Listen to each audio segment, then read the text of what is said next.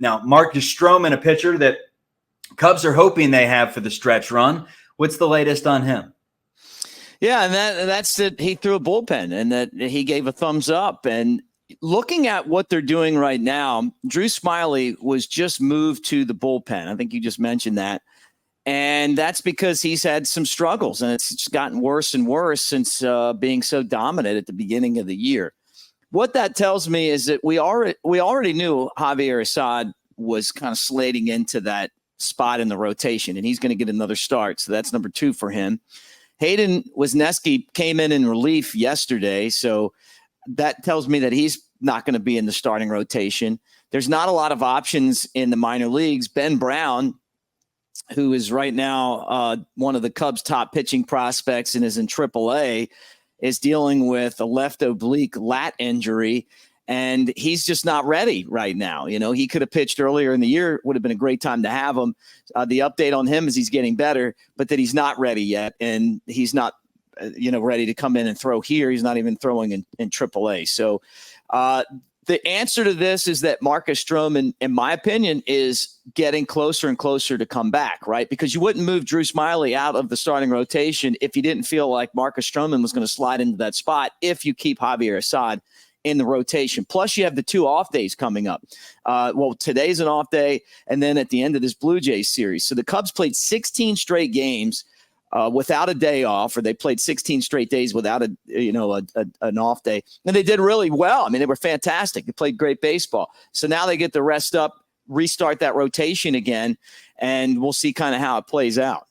And you would assume that when Marcus Stroman returns, he's healthy and he's back to the Marcus Stroman that we saw the first 3-4 months of the year, and not the Marcus Stroman that we saw in July that had an ERA over 10 and was one of the statistically worst pitchers in baseball. You would have to imagine that the hip was bothering him there and that he just needed that reset physically and mentally. He comes back. You're expecting him to be the co-ace along with Justin Steele. Mick, I got to mention this. Hold on. And let me add to this. Now, the other part of this is that if these guys come back off the IL, and they're going to be limited on the amount of pitches that they're going to be able to throw. You know, you're not going to go in there off the IL after sitting, and he's not going to throw 100 pitches. So I'm guessing that he's going to be on some kind of pitch count that could be from 60 to 80 pitches, somewhere in there.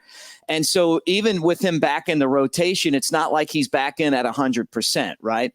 And this is the time of year where you really do have to pay attention to pitch counts and inning counts, because you want these guys to be able to get you through the stretch run. So that's another thing you got to consider too with him coming back, and that being Marcus Stroman. You're talking about how certain things don't work for managers. Let's go with a little spin here. The broadcaster tutorial that Mick gave me. I want to finish every show with a little story because you went with the Grateful Dead. I'm not going to get into any of those stories on this podcast. However, one time Mick and I were broadcasting in Jacksonville. After a game, I decided to go out, and let's just say it was a night that ended at Whataburger at 4:00 in the morning. And the next day was a getaway day, and we had a double header, so 2 7-inning games back to back. And I rolled up with the worst hangover that I've ever had in my entire life. And so what does Mick do? Typically, I would broadcast like the 3rd, 4th, and 7th innings. Mick said, "You're doing both of these games." And not only did I have to do both of those games, there was like a 7-hour rain delay sandwiched in between there. It was like a 14-hour day of broadcasting. He taught me my lesson. I never went out again after that. So, and look, it was, some people would get mad at you. You know, I just left the booth. Like, I wasn't even mad. I just said, you know what? Hey, you got this, and let you have it. Look, we've all had those kind of nights, but at the end of the day, you got to show up and get the job done, right? And we had a good time doing that. And the best news is that a shark didn't bite your larynx, something that we talked about down in Jacksonville. Yeah, that happens from time to time.